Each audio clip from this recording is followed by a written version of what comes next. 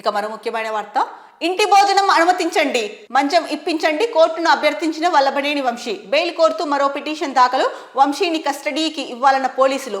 నేటికి తదుపరి విచారణ వాయిదా, 2 గంటలు ఏకాంతంగా. వంశీ కేసులో న్యాయాధికారి సమక్షంలో బాధితుడు సత్యవర్ధన్ వాంగ్మూలం. సో మనకి తెలిసిందే, వల్లభనేని వంశీ అయితే కనుక పలు కేసుల్లో అరెస్ట్ అయ్యారు, రిమాండ్లో ఉన్నారు. ఆయన ఇంటి భోజనానికి అనుమతించండి అని చెప్పేసి అడుగుతున్నారు, కోర్టుని అభ్యర్థిస్తున్నారు. అలాగే మంచం కూడా తెప్పించండి, అంటే ఇంటి దగ్గర నుంచి మంచం ఇప్పించండి అని కూడా కోర్టుని అభ్యర్థించారు అని చెప్తున్నారు. ముఖ్యంగా బెయిల్ కోరుతూ మరో పిటిషన్ దాఖలు చేశారు. ఇంకొక వైపు ఏమో పోలీసులు వంశీని కస్టడీకి ఇవ్వాలనేసి అడుగుతున్నారు. దీనికి సంబంధించిన విచారణ అయితే కనుక ఇవాళకి వాయిదా పడింది.